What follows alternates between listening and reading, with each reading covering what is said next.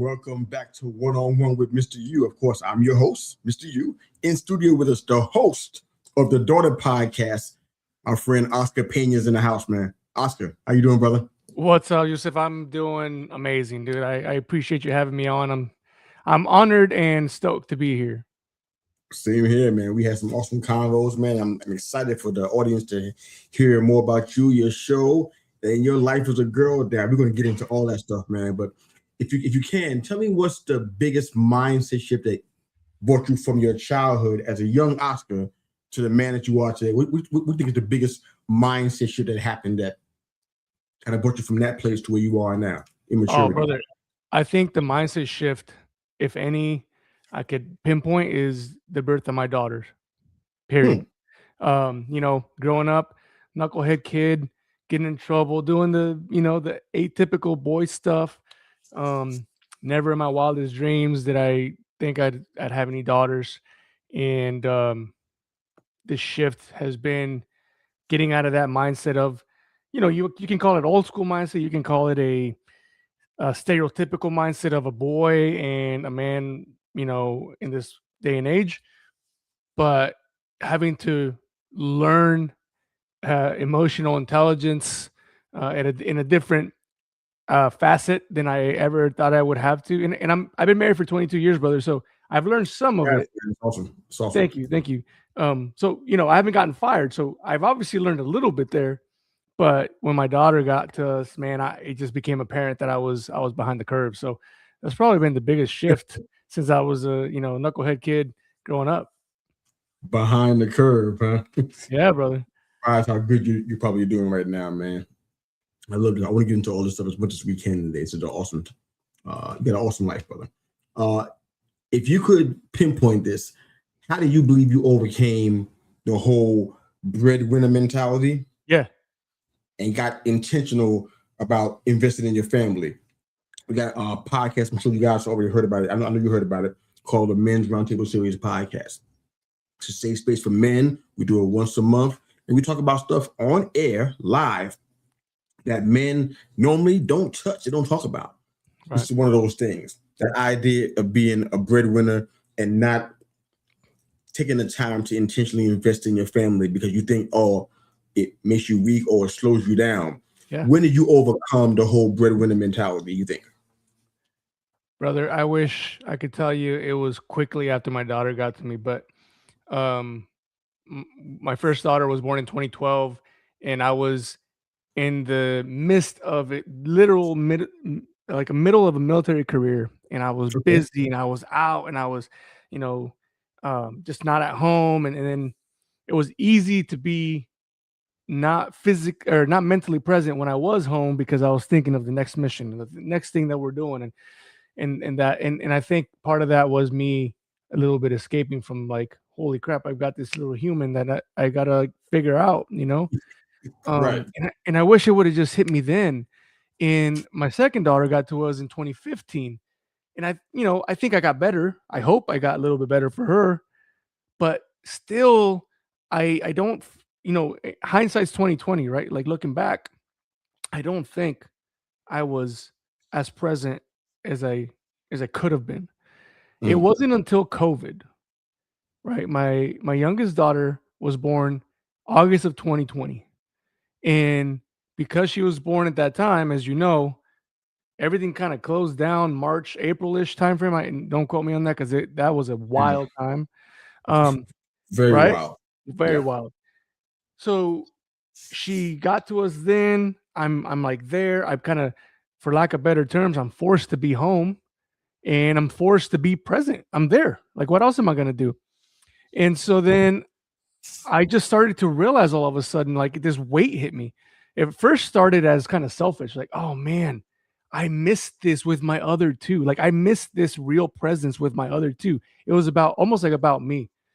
And then I couldn't tell you when exactly, but it hit me even more heavy, that it became apparent to me that I took that away from them too. I took away a present father from them early on because I just wasn't intentional in what I was doing. And so it wasn't until my third daughter got to us that I really realized, like, man, I owe them so much more than just a house and the food and the warmth. Like I owe them everything, and that really is the genesis. Ultimately, it was cut a while ago, but the genesis of how we have a podcast today. Definitely. No, I love deep stories like this because they teach. They teach those that have gone through it, have not yet, or may Yeah. go through it later on. I love it. What do you think the impact was? I know your daughter's not on screen with us right now, but what do you think the impact was on your daughter for the time that you weren't there, for the time that you weren't committed or really focused on cultivating that kind of relationship with them? What do you think the impact was? If they told you, if you heard them kind of say it Yeah. indirectly, what do you think the impact was? No, man, I don't I cannot recall a conversation where they were like, "Hey, you weren't there for us." And I think that's probably one of those heavy things that you carry around. Like, what will be the impact of that, right? They may not even realize it at this moment that I wasn't as present as I could have been until they really see me being present with my youngest. And those conversations we've had, like, oh, Okay. yeah, I don't ever remember you doing that with us. And then I get real honest and Ooh. say, I I didn't, baby. I didn't do this with you. One, because we weren't in COVID, or we weren't, you know, um, we weren't in the specific context of a situation. But two, because I wasn't as present as I should have been, and I learned that too late. How'd you answer that when they inevitably ask, so why weren't you? What was your answer for that? Man, I don't think I've ever gotten asked that question as far as like why Oh, weren't you present. okay. But the only thing I can think of for me, and this is kind of interesting because we've gotten some comments on I think a couple of videos I've made for the podcast, and I think it's fear, dude. I Hmm. think it's fear of screwing it up, right? It's like if you look at the bare minimum or the stereotypical uh, providing, you're looking at, do they have a roof over their head? Do they have food on their table? Is everything warm? Like, are we good? All right, I'm doing good. And so when I look at that, I start thinking, man, I think the only other thing that I could put in place of that is fear. What if I don't do this correctly? What if I'm here and I lose my emotions? So maybe I'll just, step over there. You kind of get that like stereotypical feeling of that, that dad in the sitcoms. It's like we're hanging out in the garage because the daughters are all inside and the mom's all inside. And it's like the garage Yeah. is a safe space, right? Wow. You saying a lot there, brother. That's a lot. That's a lot. But you see what I'm saying? Like Yeah. it's almost that feeling of like, well, if I'm not here, maybe I don't screw it up as bad. And we don't even know what screwing up means because we don't know if the impact is years later, if it's right now. Um, but I can tell you that having changed that mindset, having the privilege of talking to people, learning from people, and then implementing that learning right away has made me able to confront those little fears a lot better. Right. And I can actually have a conversation with my daughter, sit down and be like, listen, this is kind of a fear of mine, and here's why, right? And then we can kind of talk it out. Now, I don't do that with a 5-year-old. I think we've talked about fear, but not in that bigger scheme, just because she's 5 and we could get lost in that conversation. But Oh with yeah. my oldest, we've had those conversations before. Yeah, man. That's that intentionality in relationship. That's the reason why. That's the reason why when Father's Day come around, Mm, why the ads on TV are what they are. That's yeah, why you get macaroni hats and ties and visors for Father's Day. That's why, because we haven't taken the time to know them and they don't know us. that's They get that's what absolutely true. give us what they think we're gonna want. We may not want a new wrench. We may want a book. Yeah, We may not want a tie. We may want, a new pair of sneakers that we really need so we right. can run. I mean, so it's just about knowing each other, and that's what fatherhood it should be about. I want to so when I ask you what the turning point is and why you had to show up differently, was it the birth of your child, or was it something else that happened that made you say, you know what, I got to show up, and I got to show up right now? I can't pinpoint it to a specific moment other than the fact that it just I started to lose sleep all of a sudden, and it was that feeling that I deprived my other two of intentionality. Because I was home with the other two, then I would help, right? I would do the diapers. I would, don't get me wrong, like it wasn't like I wasn't a robot. I mean, I enjoyed them. I have memories of enjoying them, but not like my last one, right? So when you look at doing something intentionally, you tend to remember it. You tend to um, kind of make a core memory of it. And when you're not intentional, I mean, how many times, you're in a conversation and you're not really paying attention to the conversation because you're not being intentional, and then you don't remember that conversation. I mean, if you can take it all the way back to school, the professor's talking and you're like, I have no clue what he said all class, right? Yeah. Because we're not being intentional. It's just human nature and the way our brains work.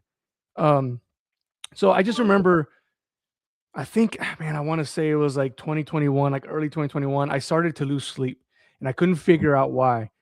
And the more and more I started to do that, I realized I needed to figure it out. So I would start writing. All right, what's bugging me today? And nothing in my day was like, I mean, it was COVID, dude. Like we were all home.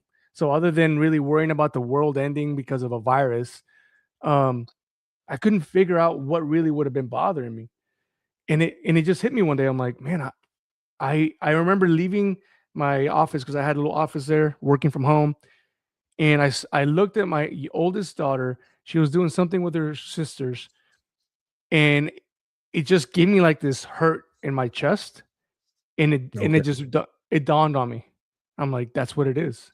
I saw her for the first time. Like I really saw her and realized maybe I haven't seen her like I should have in the past. Um, Wow. and it was a weird feeling.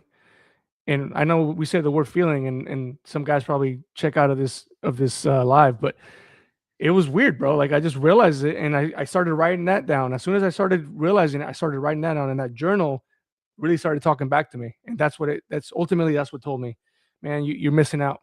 You're all in your head, or you're trying to escape into work, or you're trying to, whatever. And man, it felt heavy. It feels heavy because I want to make that up.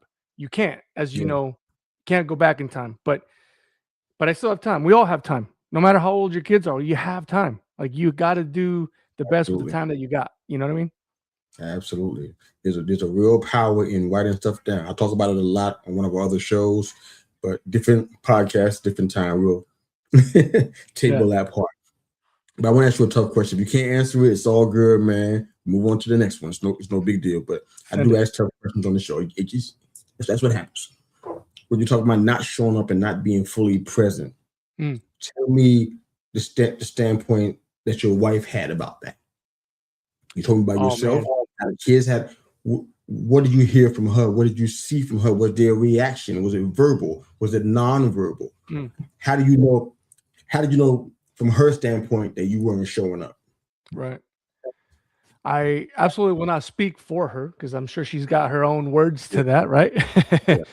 She can come in and tell you right now. Don't matter how you want to do that, but I just don't, I want to just get her perspective for that. That's really Yeah. important. That's such a critical question, brother, because I talk a lot about my daughters and missing that time, right? One thing that I think we might miss, and I'll just say I know I've missed, is the fact that, so I mentioned in my career at that moment of my first daughter being born, the way that it worked, she was born in one state, and 2 months later we traveled to the new location because, as you guys know, Wow. military moves us around. Yeah, So that's a lot. That's a lot in its own. that's already a lot. Yeah. But keep in mind, both my wife and I, we were married for over 8.5 years by ourselves, no kids. So it's just her and I, right? She's my ride or die. We're doing all the things, right? And all of a sudden we have this massive change in our life, which is a baby. And then we have another massive change, which is literally moving across country.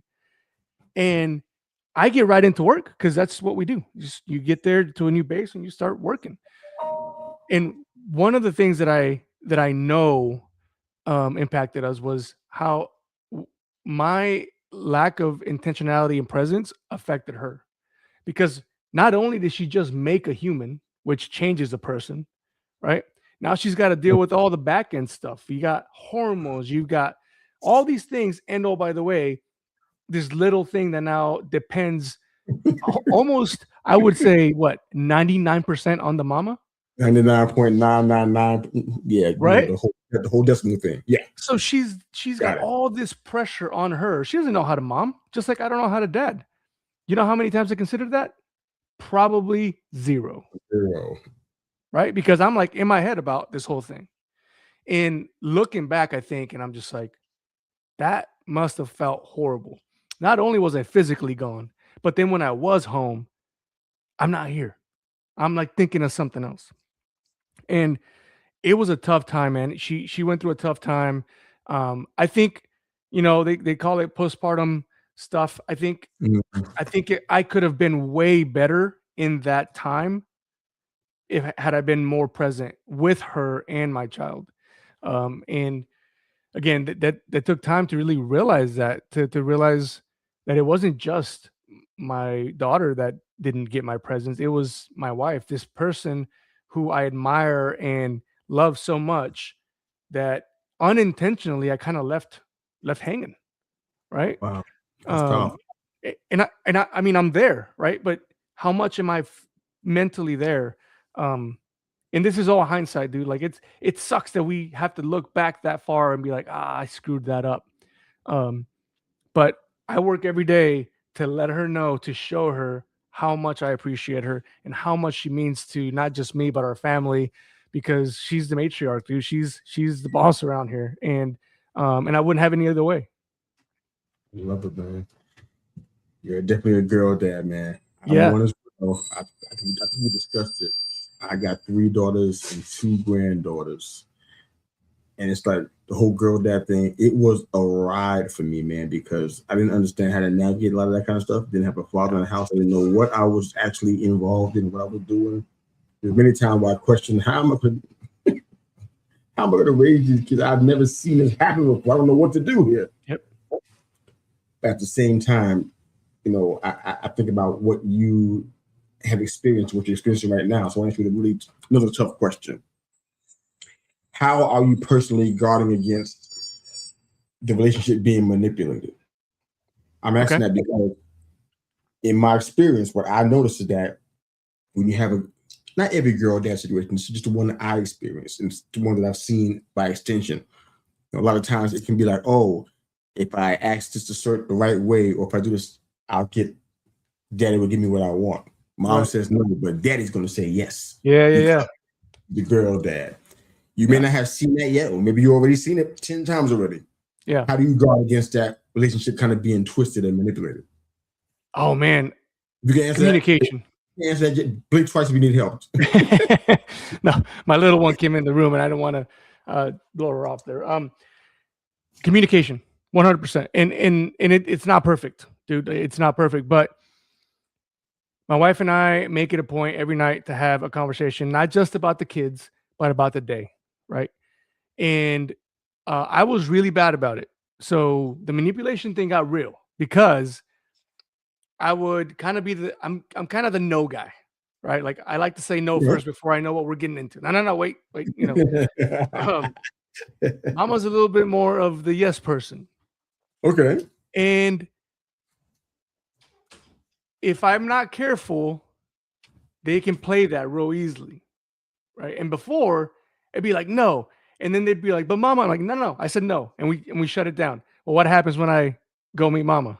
She's like, I already said yes to that, right? So now you have this tension in the ranks of the leadership, no good. And we saw a little bit play there, Okay. but now I do my best. Again, this is a work in progress, and you and I talked before. Like I'm in a trench with everybody else trying to figure this thing out, right? Um, Now if they tell me something, I'll say, what did Mama say? Right? I You haven't hear that? talked to her. That's the right Okay, response. well now I can make a decision if Community. Mama hadn't been talked to. Right? Now, I try to make it in line with what we as a couple would do, but I don't get it right most of the time. But nevertheless, if they haven't talked to Mama, I can make the decision. If they did talk to Mama, I'm like, well, what did she say? And even if I don't like it, here's the kicker. There's been many times where Mama said yes to whatever, and I'm like, all right, Mama said yes. Like, go do your thing. And then I come in the room like, why would you do that? Like so. But that communication, man, is been the most critical point, not just in our marriage, but absolutely in our parenting, to be able to say, no, whatever your mama said is what's happening. Whatever I said, mama's also saying is happening. Like, this is it. We're one team. So don't be playing these games where, he said, she said, like, it's not gonna work around here. So Got far, again, a work in progress. But so far, they have not divided the team here. So we're still online. I ain't gonna scare you with my scary story. We can just, I'm here for you if you need. You can just reach out to me offline. All right, so I want to get into two key areas before our broadcast ends today. One is your podcast. Hmm. What inspired you to start the Daughter Podcast? What inspired me is the realization that I just don't know what I'm doing. I mean, you know, um, jokes aside, like, it's realizing that I should have been more present. I should have been more mindful of how my daughters were perceiving me. And then, if you read anything in our podcast, there's strong, mindful, and present, right? Mm-hmm. Strength for me before my kids just meant I could be strong, right? I could pick up weights and I can run and I can do these things that are strength based. Yeah. They've taught me that it's so much more than that. It's emotional strength where I can carry not only my emotions and control them, but also be able to handle and carry my wife's emotions. And now being able to handle and carry my daughter's emotions, right? Without breaking. That's a huge strength. And so understanding that I was missing all these aspects, all these gaps in my ability to father these girls, um, I realized, well, I've got all these questions and concerns. I'm sure others do too. And as we started, I had a buddy that started that podcast with me, and we started talking a lot. And all of a sudden, as we started talking about a possibility of a podcast, we would get these like signals, right? Like social media somewhere some guy would be like, "Hey, is there anywhere where we can, like, fathers or daughters can talk about being fathers daughters?" I was like, "Yeah, it's over here. We just haven't started it yet." Like we started thinking about this, and then I realized, for me, you know, if I do nothing else, if you or anybody else doesn't listen to this podcast, at the bare minimum, my daughters know that I was searching for answers and searching for wisdom and growth until the day I'm gone. Right? That's one. But two, if only one person listens to it and it makes a difference, I'm sitting here thinking, well, that's it, right there. That kid just got a more present dad. That father just got to enjoy that child more and be present. And odds are, with those two, relationship got better, right? So why not? And that was really the trigger in 2024. I think April was our first episode. February, March, it was kind of the Okay. Okay. workup, and then in April we hit the road. I'd like to say we hit the road running, but if you all don't know how to podcast, like, it's not as easy as it looks. So we probably hit the road stumbling a couple times, but we're here and we're still going. That was my next question. What was your biggest challenge in podcasting so far? It's almost the same challenge as being a father, brother. It's literal lack of knowledge. I don't know what I don't know. I don't know what I do know, and we're gonna figure this out. And yeah, for me, it's, I greatly enjoy the conversation. I enjoy sitting down, and I become more fond of it the more and more I do it.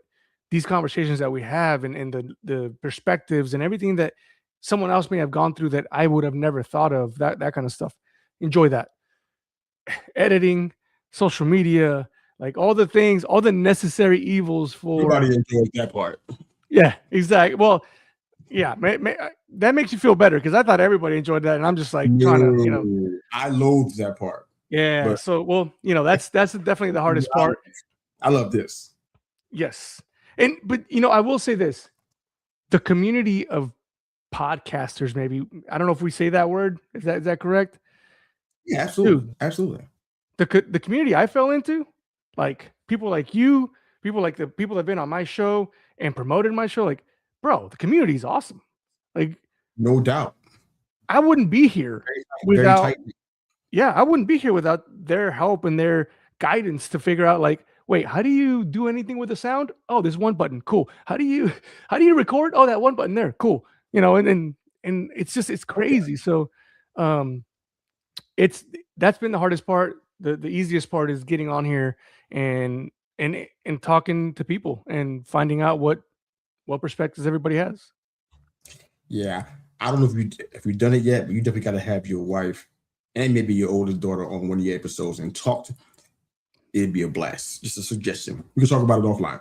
But Yeah. last question about that. I want to get more into the whole idea of redefining masculinity. I think we need to spend a little time on it. We don't have a lot of time, but we want to spend a Yeah. little time on that if we can.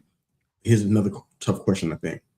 How do you personally toe the line between protecting your child and allowing them to be as independent as they need to be? How do you toe that line? If you had asked me this when my first daughter got to me, my answer is I'm gonna go buy guns. I'm gonna put a fence around my house, right? Like I like protection mode, right? What's wrong with that? Just kidding. Yeah. That's what I did. I mean, but Hey, I'm that's not not saying why. that I didn't. I'm That's just not why. saying the answer would have been different. To add on to that, the answer now also is combined with the knowledge that I won't be here or everywhere they are to protect them at all times. And and unfortunately, at times it's a crappy world and there's crappy people. And Yeah. so with that realization, I started to work towards, all right, how do I make my daughters as capable as possible, as reasoning as possible, and as compatible as possible? This world is full of people. So if you can't be around people, you have a problem. If you can't disagree civilly, you have a problem. We're seeing that now, right? And Yeah. so as I started to look at this from an outsider's perspective, I tried to step back and I realized, well, I'm not going to be here forever. And oh, by the way, my job takes me away. So I'm definitely not home sometimes to help protect Mm, them. So how do we do this? I try to make them as knowledgeable as possible of the things that they need to know within the context of their age and stage. And hoping that they understand these things so that they know how to protect themselves. I know mm, that's a soft answer, brother, but what more can I do, right? Other than yeah. invest everything that I know into them so that then they can move forward and do it on their own.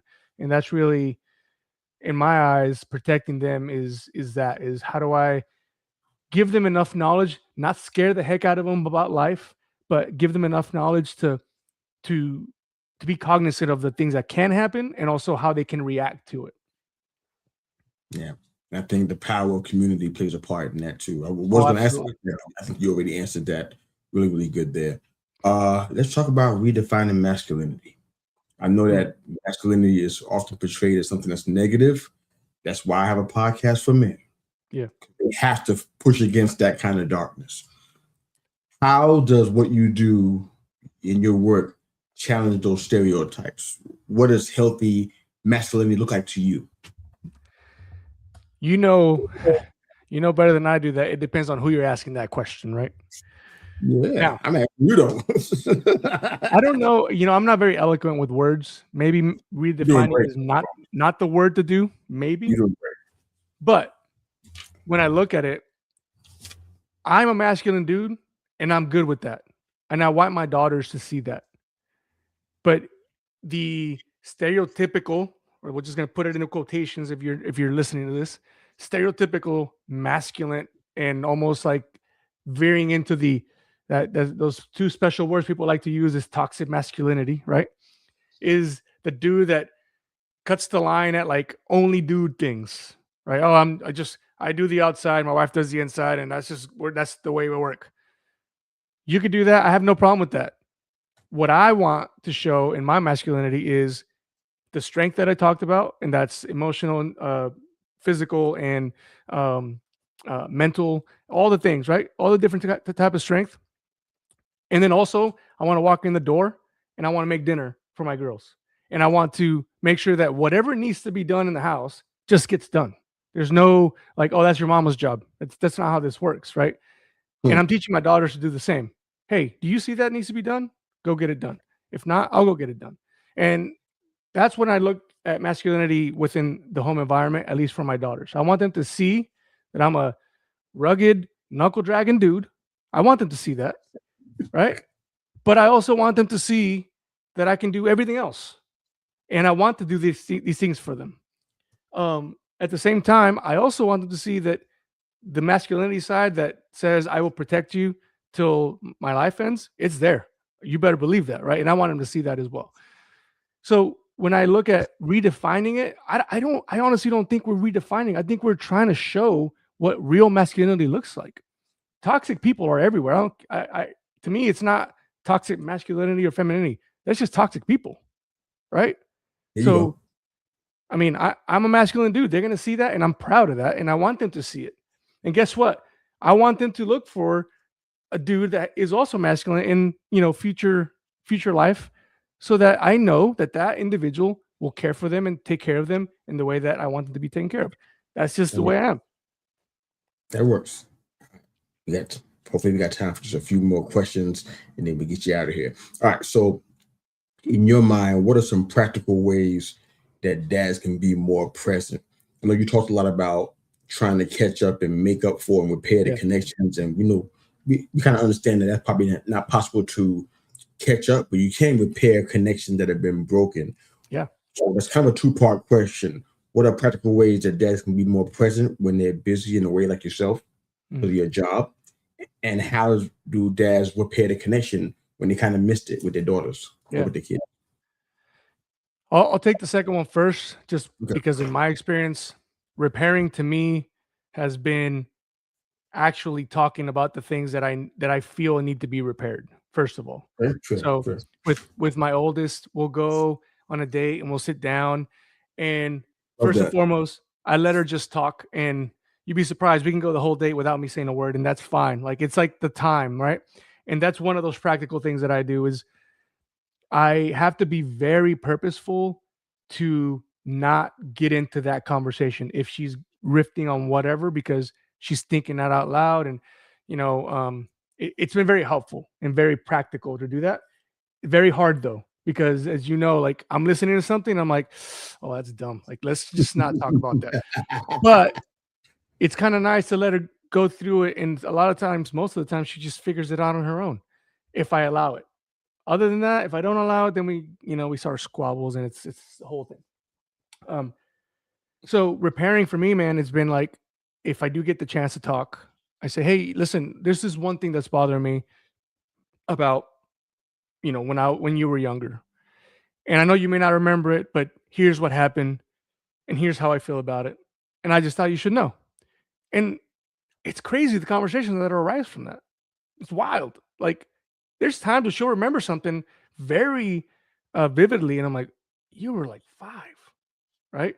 And that's what scares me, because I'm like, oh, I screwed up a lot, dude. Like, she's gonna remember all these things, but it's okay now because we're able to talk about them. And I tell her, I make a point to tell her the special relationship that her and I have that I don't have with her siblings. She's the oldest, so she's teaching me how to be a dad every minute of every day, Mm. all the time, whether she chose to or not. It's her lot in life, and it sucks for her because she's kind of getting the raw end of the deal. But that's, she's teaching both my wife and I how to parent, because we're probably going to do better with her siblings because of her. And voicing that out loud to her and letting her know, hey, we're human.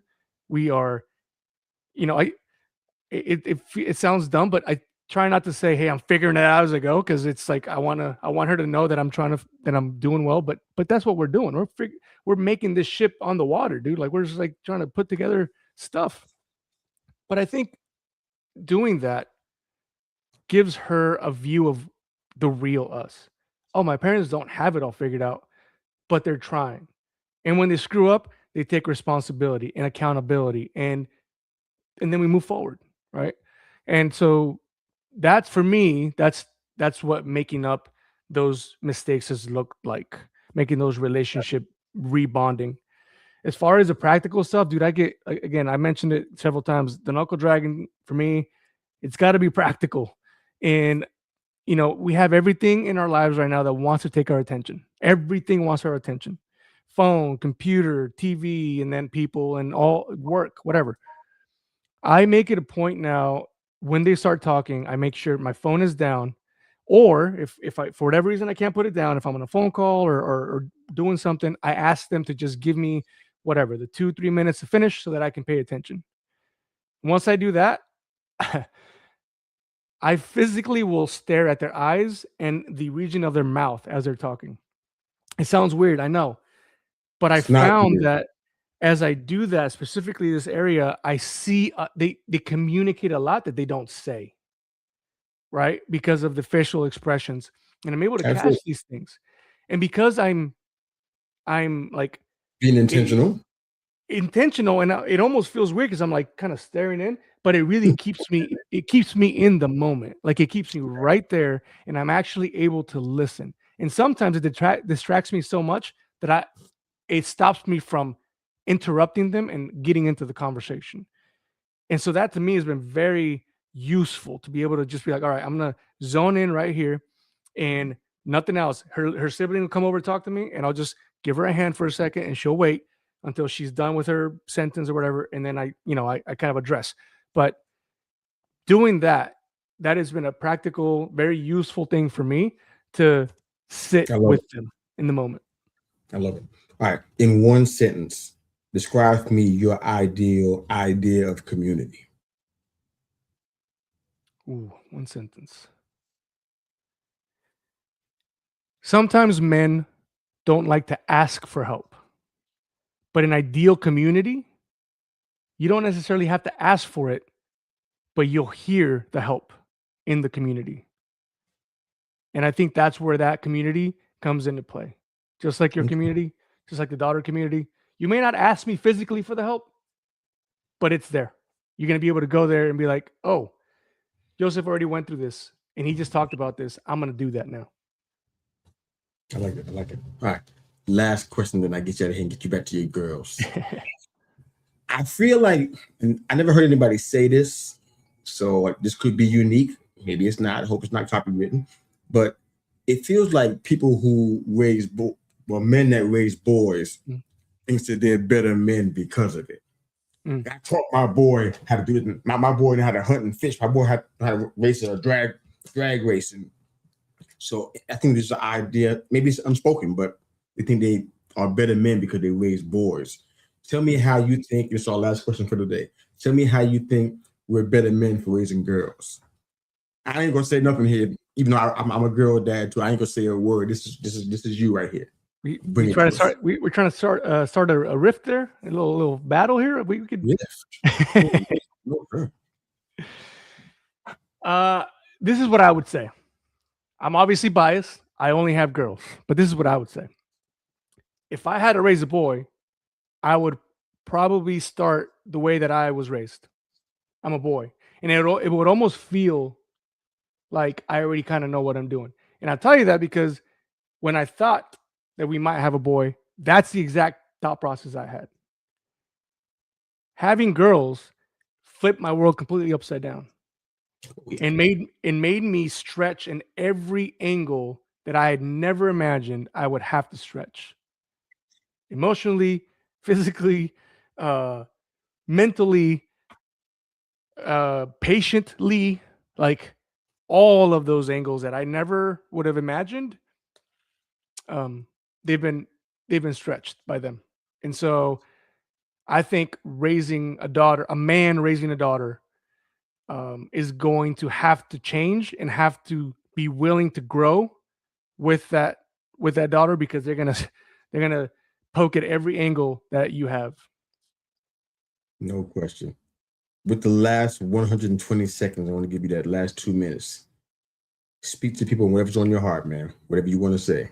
Yeah, This is your time. After you're done, we're closing the show out. Floor is I'll yours, tell you brother. what. People tell you all the time goes by real quickly. And if you have any kids right now, I know you feel it.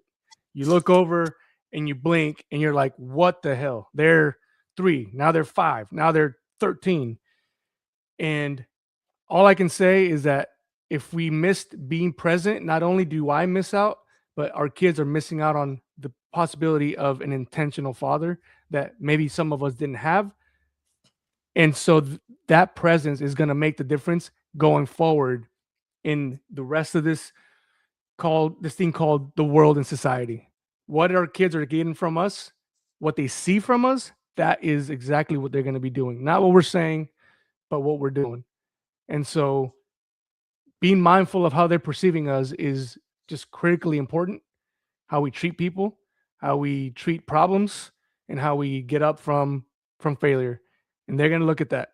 And that mindfulness will allow you to be present as well. So all I could say is find a way to be present. Stare at their teeth, stare at their nose. I don't know. Get locked in a room, but be present with them, and you will find a whole new world when you do that. So that's all I got to say about that. Thank you, brother. Oscar, you're an awesome man. You got an incredible family. That's pretty obvious.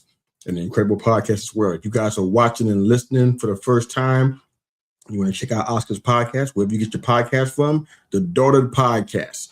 It's going to be, the link's going to be in the show notes. You can find that show on Apple Podcasts, I'm sure, probably Spotify, anywhere you get your YouTube channel as well. Everywhere. Yep, that's right. Yeah. YouTube, everywhere. I'm subscribed to your YouTube channel. I think I am too. The Daughter Podcast. It's Oscar That's Peña. I'm Mr. U. Thanks again for watching and listening to the show. We're out of here. Any questions for us? Drop it in the comments section or DM us on social media. Happy to answer those questions. Have a great day. Thanks for watching One-on-One with Mr. U.